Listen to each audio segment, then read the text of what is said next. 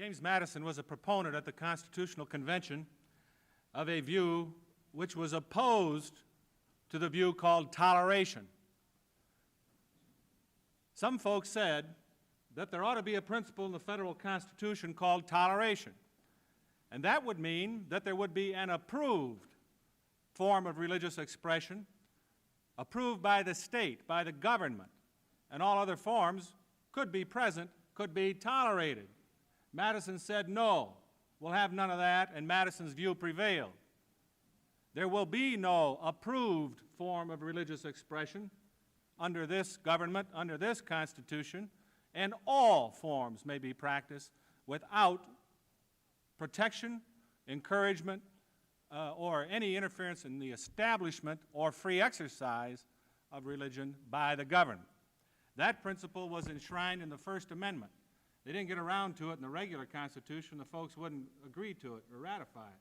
So they had to go back and do it over, and got there in the First Amendment. So the beginning of analysis in this country has to do with a historical tradition that the government keeps its hands off. You see, but remember, that was the idea. It was protection from the government, not protection from each other. We just wanted the government or the state to keep its business or its nose out of the business of the churches. Well, I suppose you're for that. See, there you are.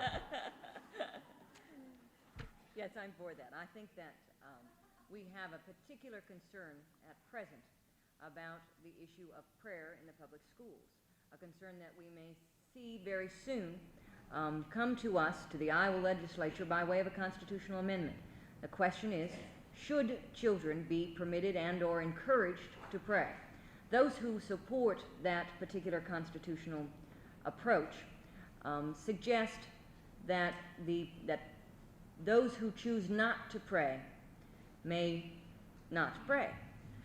The problem, obviously, with that, those of you who have children or who know children know the impact of peer pressure in terms of whether or not a child would or would not pray.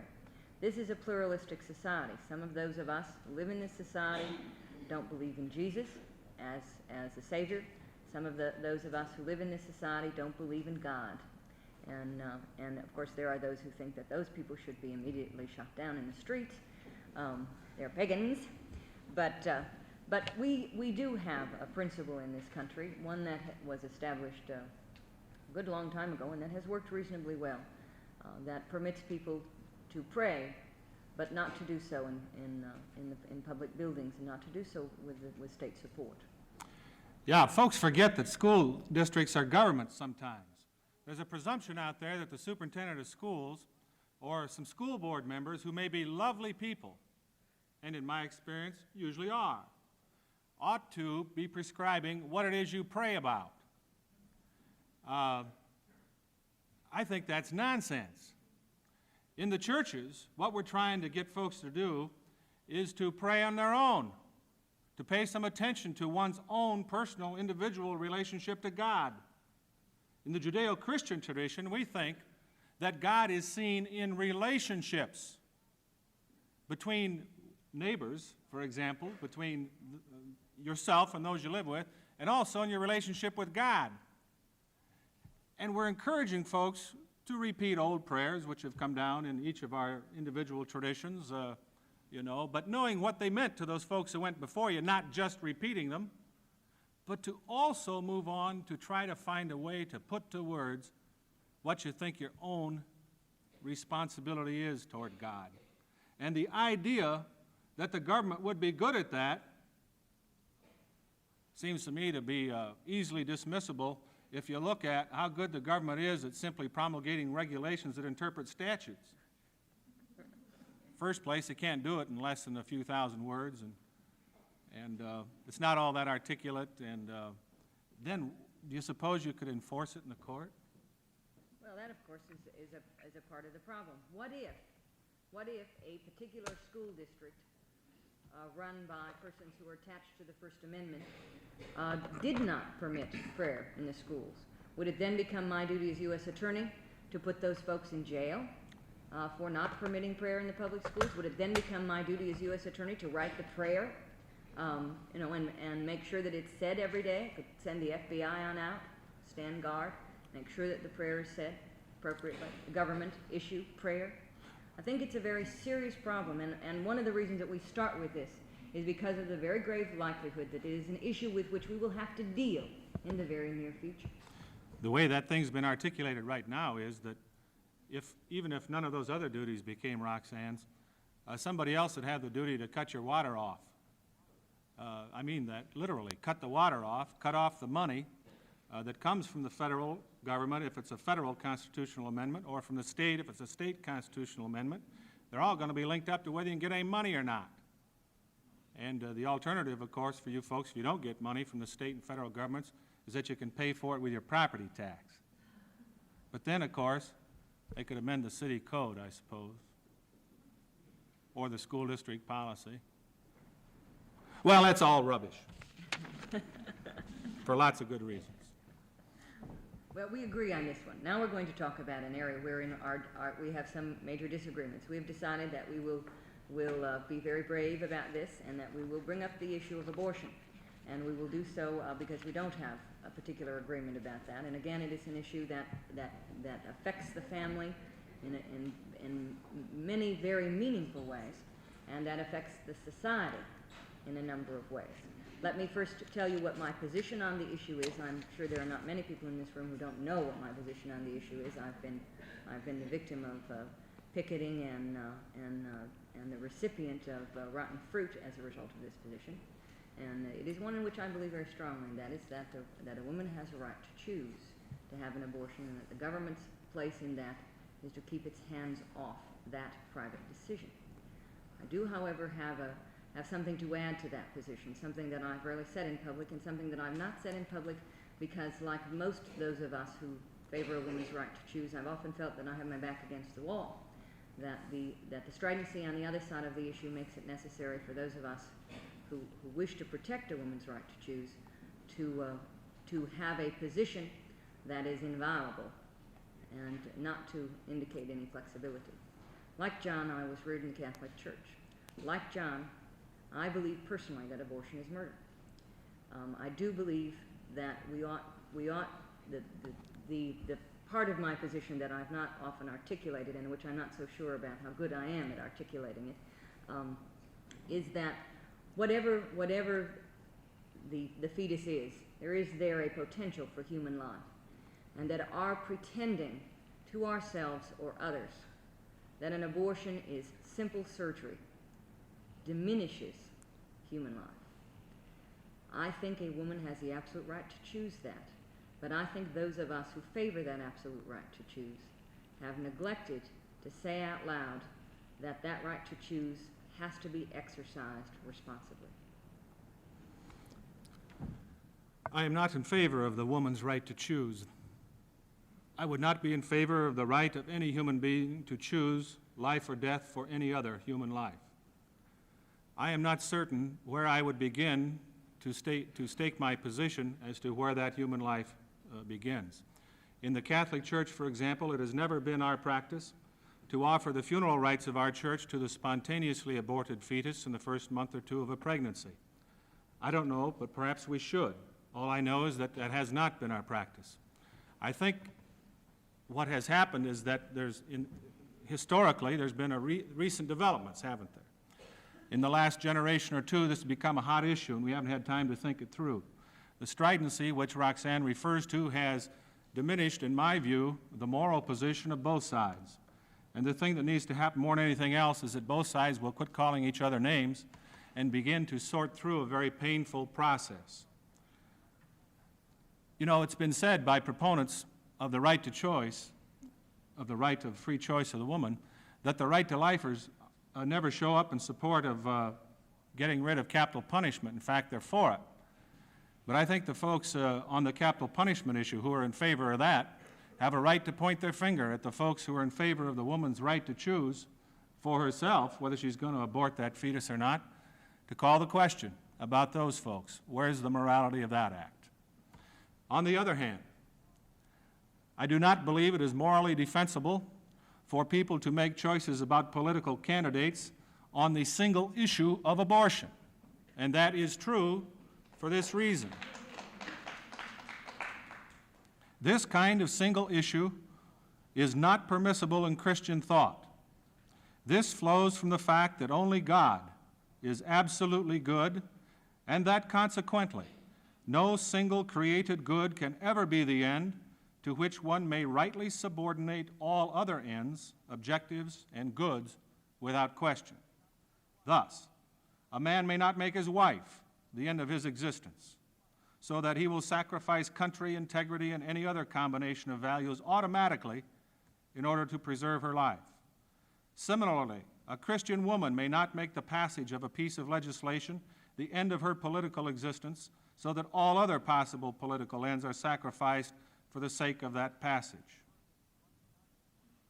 Further, one may not support a candidate for office solely and automatically on the ground that he or she favors legislation protecting the life of the unborn if he or she opposes solid positions of the Catholic tradition on most other life issues, aid for the poor and the aged and the handicapped, civil rights, and so on.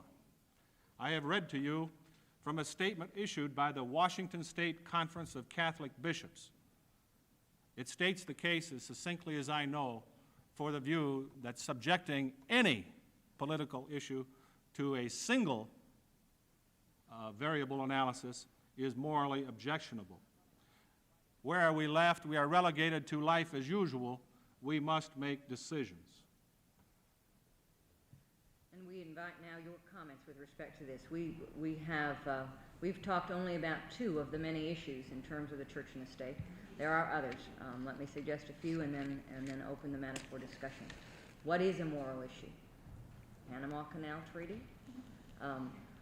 What about sex education in the schools? What about fundamentalist churches? What is the place of a church, churchgoers, church believers in this society in terms of government? Well, why are you just sitting there? Surely there are, yes. May I make a comment on abortion? Sure. Well, I was raised in a totally different way than Roxanne. My mother, who's 86 now, taught me that the most important thing as far as family size was that I could take care of my children physically and socially and economically. And in our family, we have had several abortions in recent years, and we have all known about it and are very grateful that they have occurred. So my feeling is that the only person who has a choice in abortion is the girl concerned. Whatever her age, hopefully she would have very good counseling from both sides. But whatever her age. That or anything else? Yes. I'd like to say something was troubling me. That before the 1973 United States Supreme Court decision, the legislature was asked periodically to change Iowa's abortion law, and did not do so, as I'm sure you're all aware. But among the most surprising thing to me, but there were two very surprising things to me in terms of that debate. One was the very clear attitude of minorities, both men and women, that abortion meant to them, particularly those who were on public assistance, that abortion meant eugenics, that it meant that black women would be required to abort their fetuses. Now that came up repeatedly in the debate, and I was most surprised at that and at that attitude. I was also surprised and appalled that those who repeatedly voted down changes in Iowa's abortion law also were the identical people who voted against making welfare 100% of minimum need. 60% was about the best we could ever make. Voted against child care, funding for child care. Voted against Centers for Battered Women. Voted against all of the other things that their vote against abortion made, in some cases at least, necessary. It came to seem to me like kind of a syndrome, an anti-woman syndrome. Yes. Well, I guess it doesn't surprise me that would be the Yes. Are there any other questions? No. I don't know how it is in your family, but I am hard-pressed some days to speak in favor of some of the members of my own family. And they, of course, have the same trouble with me. And I don't begin to defend what I consider to be extremely painful, rigid, in some cases spiritually killing denial of equal opportunity to women within the Roman Catholic tradition. It is my view, reached sadly, that some of the most caring hearts and best minds among women in the Catholic Church are simply going elsewhere to express their religious lives. I say that as a clergyman in that church. I say that as someone who agonized over the decision to ask for ordination as a clergyman in that church, and I cannot tell you that I am satisfied with things as they are.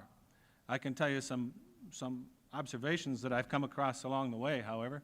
It has to do with what everybody faces, the decision of whether to get in or get out of some institution, some of whose practices that you can't stand, and some of whose practices you love with all your heart, you know, that kind of pain that comes up. I think that there is a view about the role of male and female that is held by the Pope and some folks who inhabit curia offices in the Roman Catholic tradition. And it brings me no joy to say that the view held by those folks is not widely respected or followed by lots of folks who are otherwise think of themselves and are healthy, good, caring Catholics. There is pluralism, in other words. The recent comments emanating from the Synod on the Family from Rome, in at least a couple of respects, leave most of us living in houses up and down the street kind of wondering if the folks who made those pronouncements have reached into people's hearts and guts, and if they've ever seen what goes on there as people try to resurrect emotional lives after a broken marriage, as they try to arrive at decisions for which they can take responsibility about the size of their families, the crushing burdens of economics these days, and the pace of living seem not to be within the ambit of some recent pronouncements. Most folks I know who've thought about this issue at all, among the folks that I dwell with, you know, up and down the street and in my parish and so on, can hardly get through any sort of a talk about those things without tears and without pain. And yet I can tell you that somehow, in the midst of that pain, I see some folks who are growing, who are trying to come to grips with the reality of their faith experience, some who are remaining. And the best I can offer is an honest dialogue and an honest acknowledgement that we are together in a struggle trying to make sense of our lives, and within the Roman Catholic tradition, puzzling out somehow that even through a tradition which contains so much pain for us, a living memory of Jesus and what his example and his instruction meant infuses our lives somehow, and we're as puzzled by that as we are those who leave sometimes. Yes. At that point, our timing will be better. You know, all of those of us, and I presume there are many in this room who also care deeply about that issue and who were devastated by its defeat. But and we've been, of course, engaged in postmortems until we're sick of listening to one another and hearing about it. But there are perhaps lots of reasons for that defeat, and perhaps we can't. It's going to shake down for a while. We're going to have to look at county returns and take some time to analyze what occurred. I don't know how transferable that would be to some other kind of constitutional amendment, such as, if we were trying to get the First Amendment passed, there's been a broad notion that we could never get the Bill of Rights again.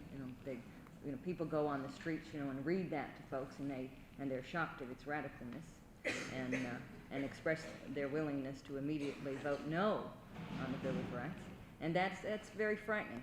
As an Iowan and a person who cares deeply about Iowa and its people, I think I find that more painful than anything else, that here in this state, we have seen freedom of speech not work like our forefathers thought it would. Of course, they didn't have to contend with television.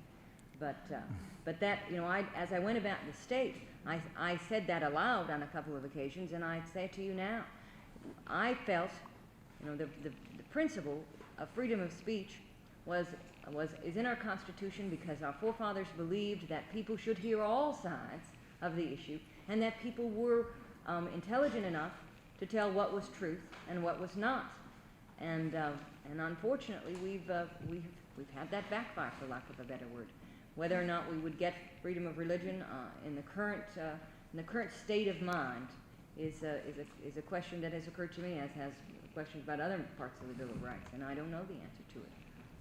I was a minor and apparently about as successful as a lot of other things that I've come across in my life. I am a little troubled and not yet alarmed by the political muscle of the new far right, the fundamentalist evangelical types that are loose in this country. I believe that they are, well, we've got to be for their freedom of speech, you know. That's a critical issue. I think there are some dangers. One is that those of us who believe in pluralism can erect a fortress mentality against those folks and just stand around talking to ourselves about God ain't it awful and all that stuff, and that shouldn't happen. But nevertheless, there's a menace that has to do with freedom of religion. I believe that they're out there promoting their candidates for what they call Christian reasons when they are adopting nothing but a typical far-old right-wing agenda. They're trying to get those folks elected for a reason. It's not a hobby with them.